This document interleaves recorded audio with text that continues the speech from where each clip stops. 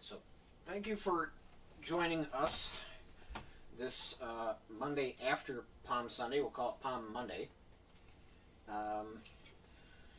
In the house today, we've got me, the wife, the kids, and our friend Steve.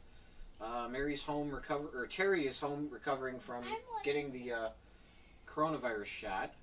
So the second one, which I know personally could really, really, really wipe you out. It knocked me down for a couple of weeks, so quite a bit.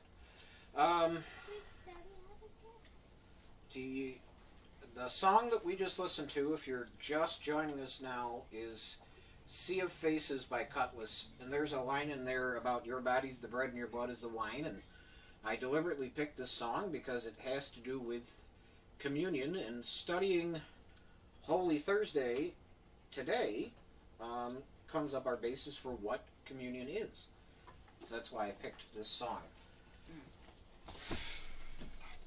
So, Sea of Faces by Cutlass. And the dog needs to go out right now. Now, you're going to need to be patient. Dog, get away from the table.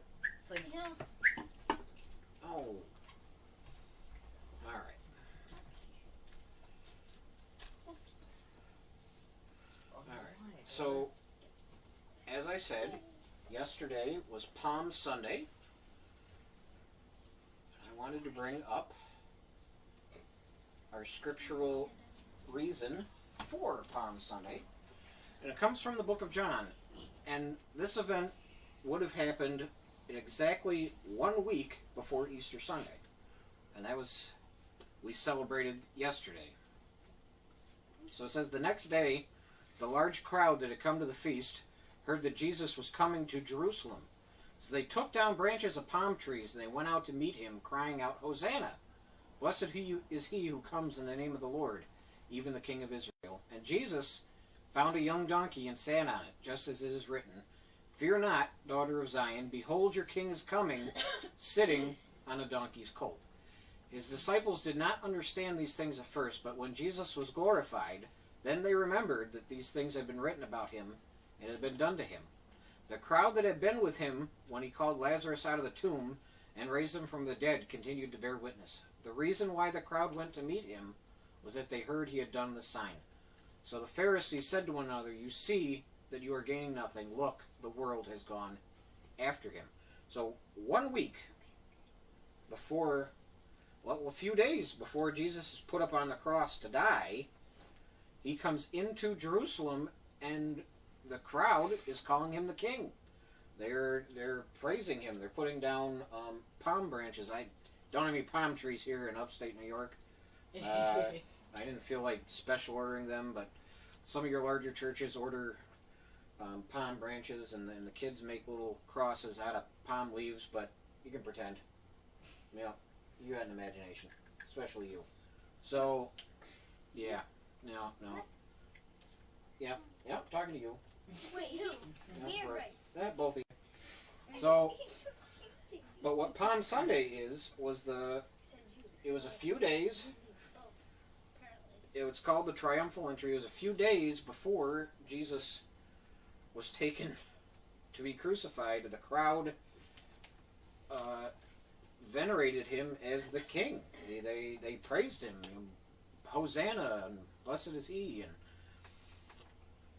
not long after that, he was dead. So that is why we celebrate Palm Sunday. Now, the same week, so Palm Sunday is obviously a Sunday. On Thursday is something we call Holy Thursday. Jesus and the disciples would have went to a place where they would have celebrated the Last Supper.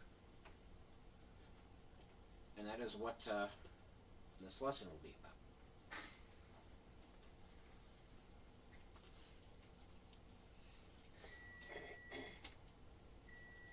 Now it's done.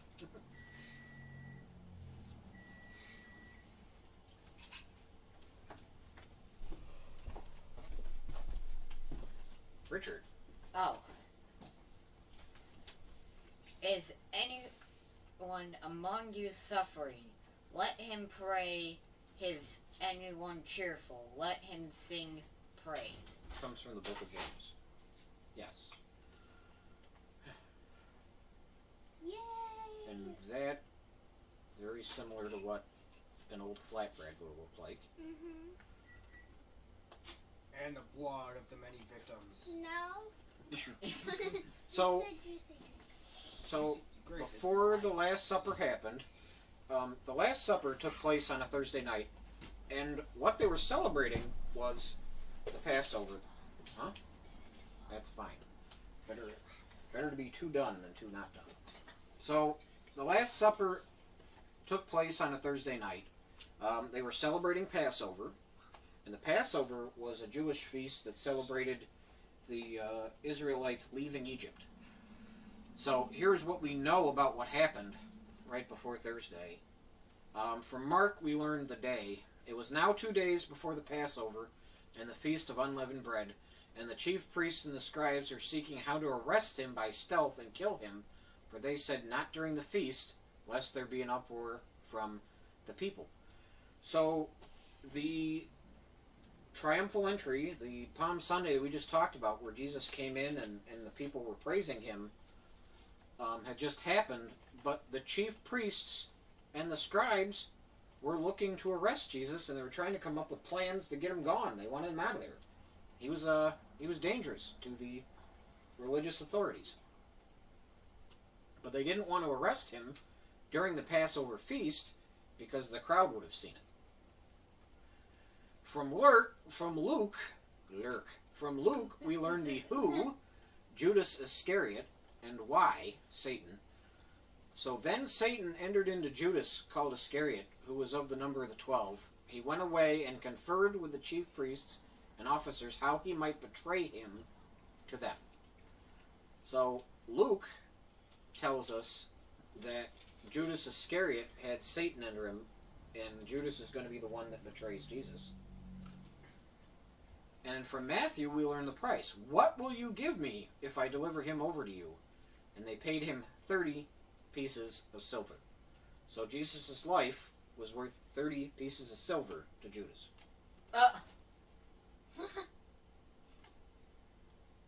What's so funny? 30 pieces of silver. How much is that? Well,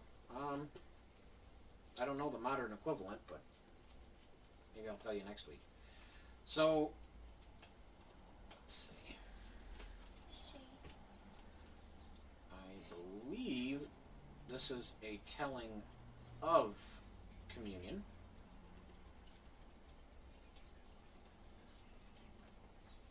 So during the Last Supper, Jesus took the bread, he gave thanks, he broke it, and he passed it out amongst everybody. And then Jesus took a cup of wine, he blessed it, and passed it around to the disciples. Drink of it, all of you, for this is my blood of the covenant, which is poured out for many for the forgiveness of sins. The bread and wine are symbols of Christ's body and blood, and are a sign for us to remember what he did for us. We're to practice communion until he returns. Now We haven't done that in a while. no, we have not. So here, Why haven't we will be taking our flatbread, wine, and we? Why haven't we been doing it in a while? Grace, because we do it like every Year. year. I know, but we usually... Grace, we're doing it off the Last Supper, which only happens Every once a year.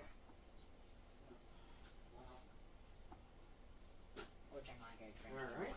No, we're too young to drink corn. That's why we're having juice. Do we I want to have some juice. Yummy. where are the cups that I bought? Should be, you move. Bless you. I put them on the stove. I don't know what else to, like I want to draw another, thing that's not Anita. Set up for the juice. Peapod. Oh, okay, order. in the cord. Alright.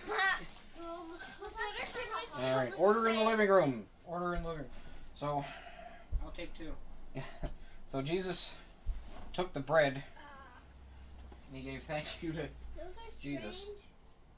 Well, It's unleavened bread or something flat different. Yep, it's flatbread. Just, So we're not using little crackers. We have actual flatbread here that we're breaking. just. Serving size is 1/8. See? So happens there are 7 of us. Dark green. Hold on to it. Do not eat it right away. I won't. Oh, no, no. That's hot. Yeah? Well, Well, we just warmed it up. Just not No. Don't you dare. Whoa. Cheers pretending. No. Be patient. Stop. No. I'm not at all. And Jesus said, "Do this in remembrance of me," and he ate it. It's warm. Well, Okay. new brand of flatbread. I can't eat it. Daddy It's made too 2 hard to hours. bite. Oh, come on. Use your teeth. Dad. Don't whine. Here, Bray. No, give it to your sister. Give it to your sister. Here, guys. Excuse me. No. Not dog juice. Mommy. Mommy. Richard, you. Take the cup. You don't get to tell me no. Okay. All right. Then, Donnie, I'm still too young to drink yes, wine. yes, Paul, you are still too young to drink wine. Oh, no, you're old enough. I'm kidding. All right. She asked Son. what you were doing. Come on. Did God drink wine too? Yes. What? Jesus drank wine. Oh yeah, I meant Jesus. Yeah. God and Jesus are different. Yes. So which one is first, God or Jesus? God. God. Who's the first person in the earth? What the heck? What are you doing? What? What? No, you are not. Let me see how much. Don't give me more, Jay. No. Why did you give I mine? did not. You gave it mine. What the heck? I'm gonna take a sip. Alright. Are you okay, people? Can you do a grapefruit form? Is he okay? He gave Richard Oh, yeah, why not? wine. He just gave Richard his wine. I'll do it. We're still in the trying to do communion here.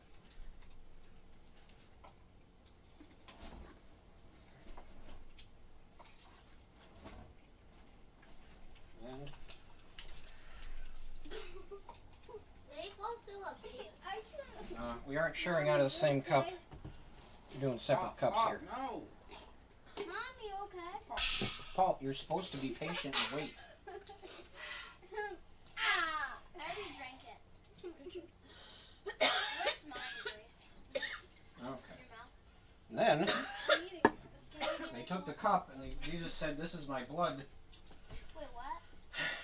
that was spilled for you. Do this in remembrance of me." And they all took their drink and they drank it. Excuse me.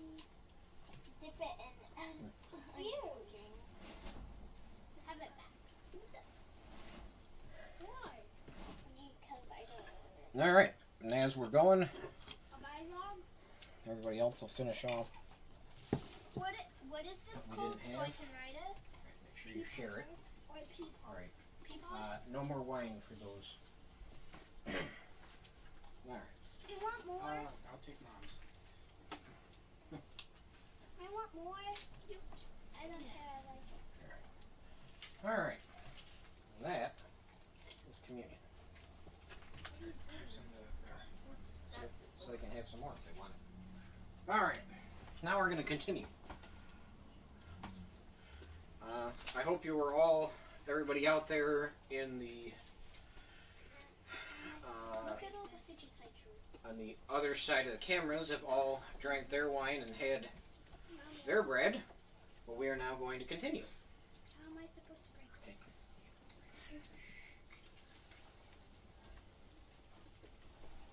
Okay. So now we are on to Peter. We learn of Satan entering Judas and turning him against Jesus. But we quite often forget that Satan isn't satisfied with just one.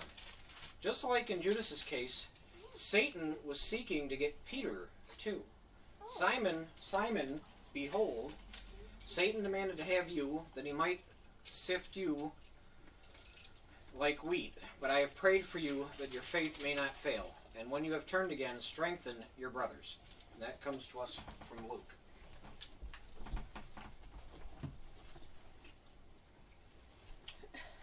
Take it. You know what he is there. Apparently Richard does not like grape juice. I don't. All right.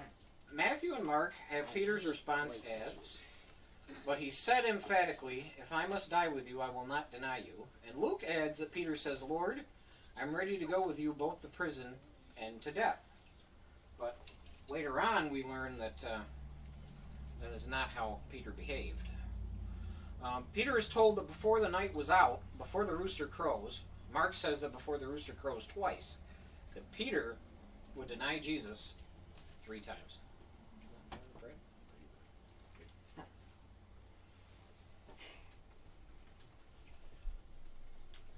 Run as well.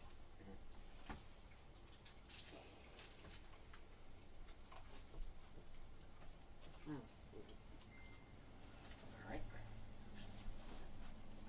So Peter was a denier.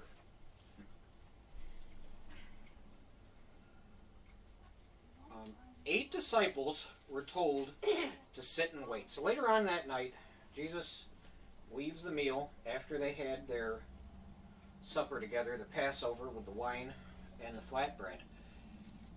And they go to the garden to pray. And Jesus tells 8 of his disciples to sit there and wait. And he said to his disciples, sit here while I pray. And he took with him Peter, James, and John. So that only equals 11, but that is because Judas had left to go betray. Jesus took Peter, James, and John away from the group, but leaves them to pray by himself. So he takes Peter, James, and John with him, but then he goes by himself farther, and he says, my soul is very sorrowful, even to death. Remain here and watch with me. He wanted them to stay awake while Jesus went and prayed. Matthew and Mark record that Jesus finds Peter, James, and John sleeping at least twice during his prayer. And this time, when Jesus returns to the 3, they are sleeping again. So, after the meal, maybe they had a little bit of wine, they had some bread, they were full, they leave with Jesus, and they snooze. But Jesus wanted them to stay awake with him and watch. But all they could do was sleep. Not very good at guarding. So Jesus is betrayed by a kiss. At the end of the prayer, Jesus is sweating, and it was like drops of blood. Judas, the betrayer, shows up in the garden with guards. So Judas, having procured a band of soldiers and some officers from the chief priests and the Pharisees, went there with lanterns and torches and weapons. So they waited till Jesus was by himself. They didn't arrest him while the crowd was there. They waited till he was by himself. Judas gave the guards a predetermined sign of who Jesus was. Judas would walk up and give Jesus a kiss. As the crowd gets there, Jesus asks who they are looking for, and Judas walks forward, says, greetings, Rabbi, and he kissed him. Jesus said to him, friend, do what you have come to do. Then they came up and laid hands on Jesus and seized him. Luke adds that Jesus says, Judas, would you betray the Son of Man with a kiss? So Judas, after he got his 30 pieces of silver, sells out Jesus, waits until Jesus is all by himself, takes a bunch of guards, and they go to arrest Jesus. When Jesus is grabbed by the guards, Peter draws his sword and slices the ear off of a servant named Malchus. Jesus tells Peter, put your sword into its sheath. Shall I not drink the cup that the Father has given me? Jesus is saying, Peter, there's no point fighting because God has predetermined I was going to die anyway. I might as well just go through with it. No, I like it. For all who take the sword will perish by the sword. Do you think that I cannot appeal to my Father, and he will at once send me more than 12 legions of angels? But how then should the Scriptures be fulfilled that it must be so? So Jesus is saying, listen, Peter, at any point I can have my Father send down thousands and thousands and thousands of angels to stop this, but the Scriptures say that I have to be sacrificed. It's part of my mission here on earth. I have to do it. So how would the Scriptures get fulfilled if I called down the angels and stopped this? Jesus reminds them that they could have grabbed him while everyone was listening in the temple courts, but instead they arrested him by night in the darkness. Remember, the temple guards were afraid that the crowds would turn on them if they tried to arrest Jesus when everybody was around. And here we have a picture of the kiss.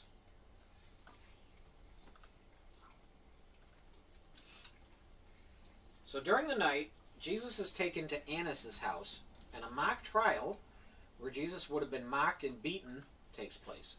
It was while this mock trial is happening that Peter is waiting outside and denies that he knows Jesus 3 times. So 3 different people come up to Peter and say, hey, you were with that Jesus. Peter goes, no, never heard of the guy, never met him. 3 times. And then he remembered after the rooster crowed that he was told that he would betray Jesus. When the morning comes, Jesus is sent from the house of Annas to the more official trial. Annas then sent him bound to Caiaphas, the high priest. So we're just hitting Friday morning.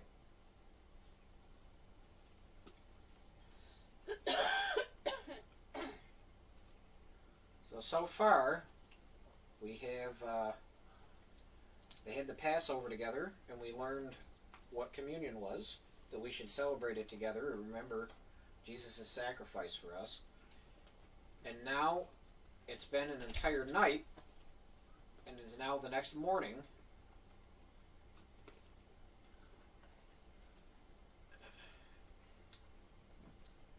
And we are about to have Friday. So this, yes.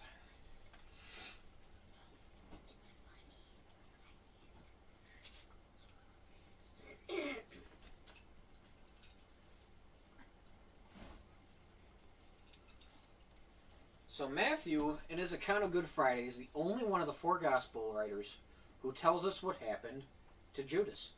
And throwing down the pieces of silver into the temple, he departed, and he went and hanged himself. After feeling bad about betraying Jesus, Judas returns to the high priests and tries to return the money. They won't take it. He hangs himself, and the priests buy a field with the money. So Judas knows that he messed up. He knows that he didn't do what was right, and that he did the wrong thing, and he tries to give the money back. I don't know what he thought they were going to do with Jesus, but, he goes and he commits suicide. He hangs himself. His money the high priests take, and they buy a field with it.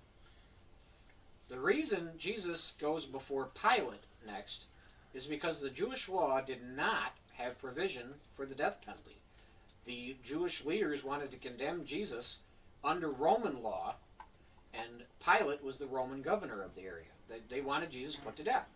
Although while reading Matthew and Mark, we get the impression that there is one appearance before Pilate, we learn from Luke that after the priests tell Pilate that Jesus incites the people, Pilate learns that Jesus is Galilean.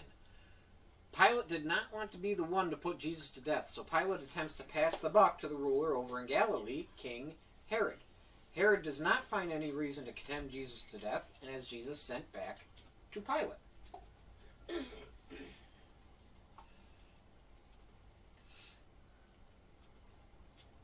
So Jesus goes back to Pilate. In the book of John, we get a more intimate detail of the trial, where Pilate takes Jesus inside and asks Jesus directly if he is the king of the Jews. Jesus tells Pilate that Jesus isn't an earthly king, but is instead a king in heaven. Pilate decides that there's nothing worth the death penalty in this, and tells the crowd that he finds no fault in Jesus. The crime would have been Jesus saying that he was a king and trying to go against Roman law, treason. But Jesus never said that he was the physical king of the Jews on earth. Jesus said that he was the king of the Jews in heaven. He is our heavenly king. Pilate attempts to appease the crowd and offer up 2 prisoners to be released around Passover time. The crowd decides that the murderer Barabbas should be released instead of Jesus. Pilate was hoping that they would choose to release Jesus. So Pilate is trying to give Jesus an out. He doesn't want to be the one that says Jesus needs to be put to death. He takes the murderer Barabbas and goes to the crowd, hey, it's Passover time. I'm your gentle Roman governor here, and I love all you Jewish people, so I'm going to let you pick a prisoner to get released to you. You should take this Jesus guy because he's a really nice guy. But instead the crowd chooses Barabbas, who was a murderer. The guy was not a good guy.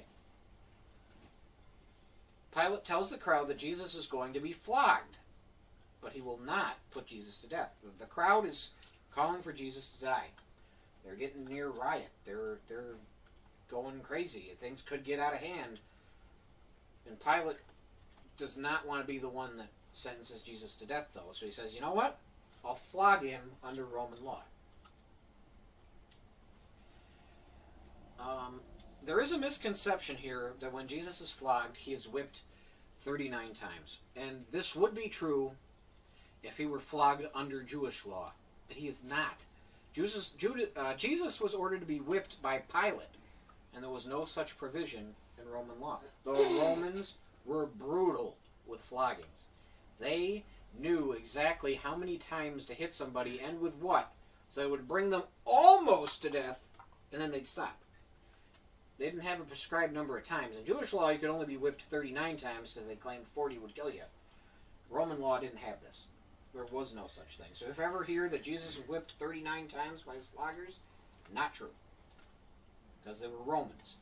Roman law had it to where you would be beaten to the point where you would be near death, just not dead. They were masters of this. This is what the Romans did. They were masters at torture.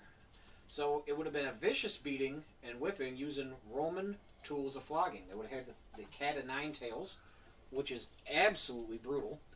They would have taken a whip and they would have cut slits at the end of it so that it would have hit him at different points. They would have taken pieces of pottery and attached them to the end of the whip. They would have put things like nails on there. They would have hit Jesus with some many brutal things. It would have taken skin off of his back. He would have been bleeding really bad. Jesus was beaten really, really bad by the Romans.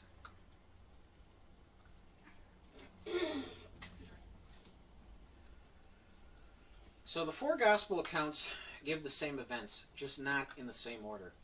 After the flogging, Jesus was mockingly robed like a king, and a crown of thorns was placed on his head. So when it comes to this crown of thorns, so they just got done flogging him with the tools of torture that I mentioned, where they added pieces of pottery and nails to the whip, and they hit Jesus with it, and they beat him till he was almost dead. And then they took thorns that were finger-length long. They would have been thorns about this long, and they would have made an entire crown out of it. And because Jesus said he was a king, they took this crown and they pushed it on his head. Yeah. Yes. So So how the roses they just took- have the little tiny things. yeah, these are big, big These thorns. are big, and when you touch the thorns, Yeah. they hurt. So they put this crown of thorns. They didn't just place it on his head. They Pushed it. They made it stay. So Pilate, and then they took a purple robe and put it around him to make him look like royalty. And they led him out in front of the crowd to show them that Jesus had been beaten. And they thought that maybe that would appease the crowd, but the crowd kept screaming for Jesus to die. Crucify him, is what the crowd says. Pilate hears that Jesus had called himself the Son of God, and he decides to question Jesus in private again. Jesus does not give any indication that he's looking to revolt against Roman rule, so Pilate again decides that Jesus is not deserving of death. The Romans had no reason to kill Jesus because he wasn't trying to revolt against Rome. He wasn't trying to create a Jewish kingdom here on earth separate of Roman rule. He was just a religious leader. They didn't have time for this. So the crowd gets increasingly ridiculous and outrageous. When the crowd says, "We have no king but Caesar," they're completely full of hogwash because the Jews were famous for not submitting to any foreign rule, especially to the Romans. It is here that the crowd is near rebellion. So they're screaming for Jesus to die. They're screaming that Jesus needs to be crucified. And Pilate comes out and says, this guy doesn't, there's no reason to kill him. And the crowd says, "We have no king but Caesar." Yeah, that's nonsense because that's not what the Jewish people ever did. They never submitted to foreign rule. They were known for going against it. But they told Pilate, you know what, we love this Caesar guy. Kill Jesus. Nonsense. Pilate decides that he's getting nowhere with this crowd and does not want an outright rebellion. He shows the crowd that he does not want any part in being Jesus' condemner, so he washes his hands of Jesus' blood. Pilate gives in and turns Jesus over to be crucified. So Pilate thinks that if he takes water and tells the crowd, listen, it's not me that crucified him, I'm washing my hands of him, it's you guys that crucify him, that Pilate wouldn't be guilty of it. But Pilate was the one with the authority that said, take Jesus away to die. Not right now. Dog, come on. Now's not the time to march around and act silly. No, the cat is under the table. No, dog, it's not time to play with the cat right now. Sit down. Sit.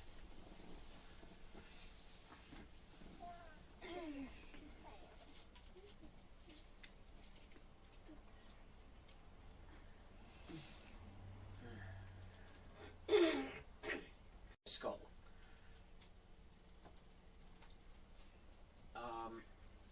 And if you think that Simon carrying this cross, you just picture a little piece of wood that he put on his back. No. These things were heavy. It was not light. They took pretty much a tree and had Simon carrying it. And Jesus was too weak to do it at this point. Matthew and Mark mention bitter wine that is given to Jesus before he is put on the cross. Matthew mentions the inscription above Jesus' head. He is Jesus of Nazareth, King of the Jews. John tells us that it was written in 3 different languages common to the area. It was written in Aramaic, it was written in Latin, and it was written in Greek. Most of the people of the area at that time read either Aramaic, Latin, or Greek. Have you ever seen a picture of the sign over Jesus' head and saw the initials INRI? This is Latin for Iesus Nazarenos Rex Iudeorum, Jesus the Nazarene, King of the Jews. So if you ever see INRI, that's where it comes from.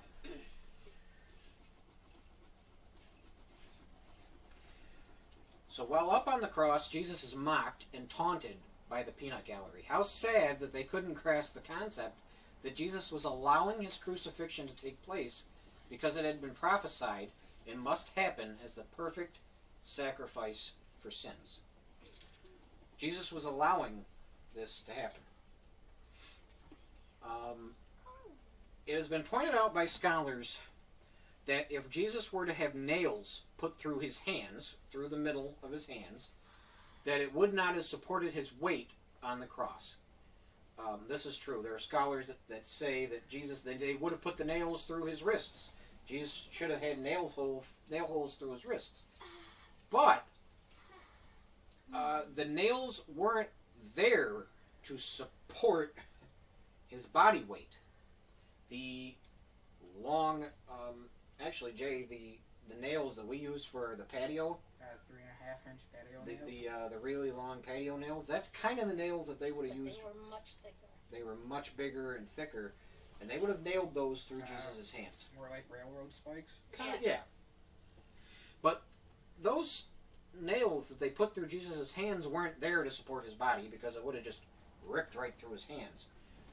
The nails were there so that he couldn't move his hands, because they tied his wrists to the cross. They took Jesus' wrists and they tied him up there, and they nailed his hands down so he couldn't move them to untie. That's why Jesus had nail holes in his hands. Which was, okay. Also, the nails would have inflicted extra pain. Yes, very much so. Hannah, you've stepped on a nail before. Yes. Yeah. But I'm pretty sure it hurt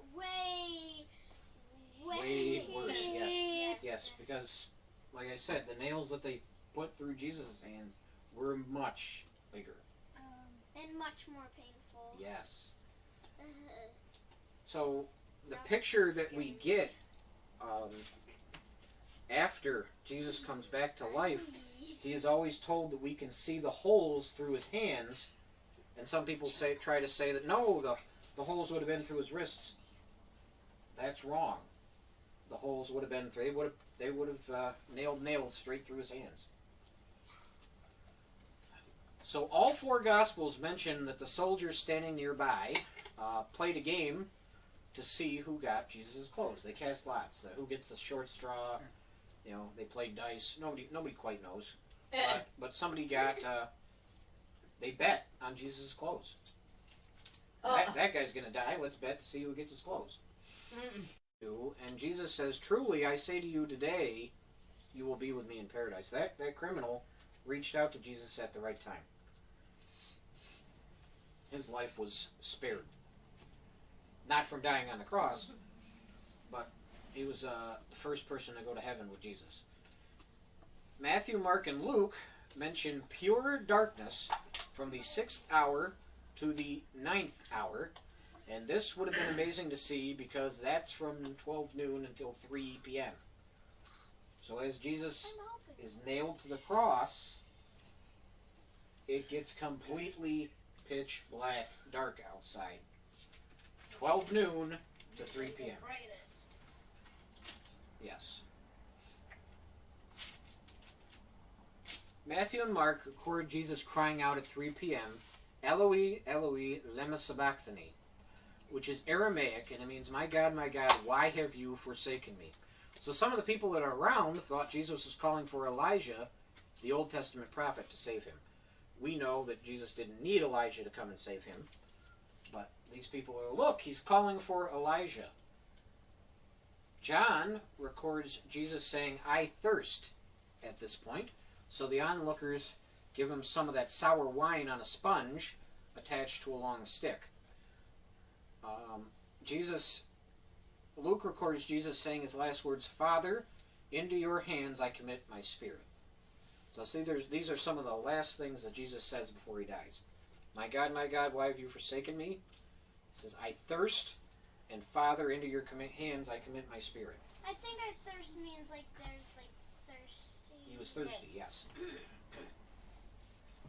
I feel bad for him. Yes. It must have been really painful. Yes, it was him. Sick. So John records that in order to speed up the criminals' deaths, the Roman centurions keeping watch were going to break the criminals' legs. So they look up at, there were 3 people being crucified that day. They were all nailed up there. They were all tied up to the cross. They were all dying. It's just that at this point, Jesus was already dead. The centurions, or Roman soldiers, took a long hammer and mallet, and they broke the legs of the other two criminals so that they could not use their legs to push up to breathe. Crucifixion made it so that you were not able to breathe in, and their feet down, they were able to push up enough to breathe. You break their legs, they can't breathe, they suffocate, they die. They didn't break Jesus' legs because he was already dead. So instead, they pierced his side with a spear.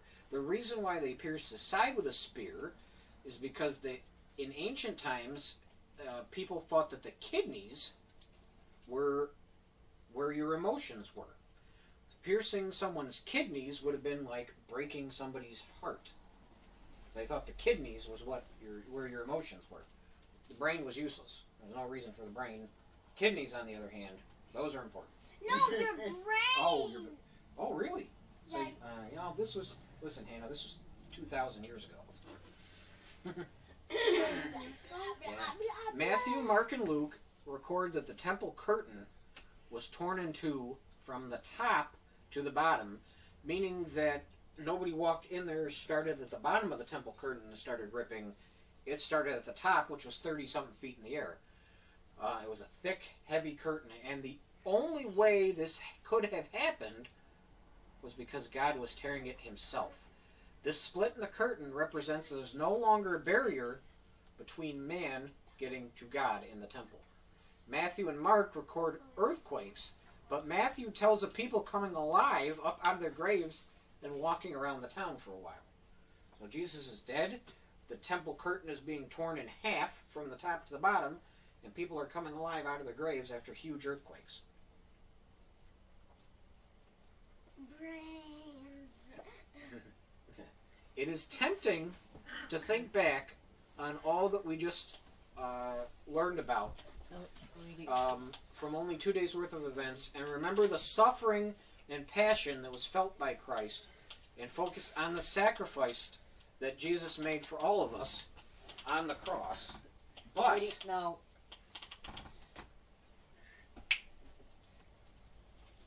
I implore you, or I beg you, that you need to take a look at this picture. The empty cross. The reason we are to remember the empty cross, Christ was placed on this cross once, sacrificed once, suffered once, but now the cross is empty as a reminder of that one-time sacrifice for his sins. That is right, folks. Jesus is not still nailed to the cross as a continuing sacrifice. That isn't necessary. He did it once. It relieved us all of our sins. Instead, for right now, he lays in his tomb, awaiting his appearance for the single greatest event of all time.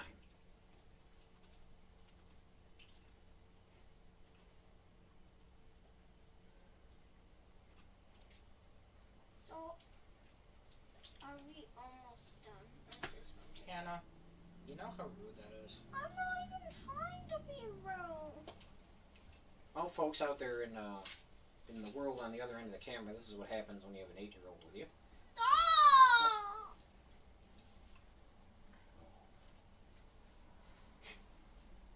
All I was telling him is you're 8. Yes, we're almost done, Hannah.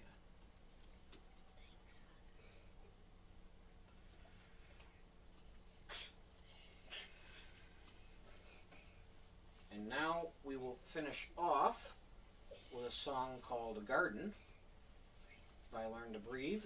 If you're unable to join the music portion of this service for us, I ask you to go ahead and look this song up. It is "Garden"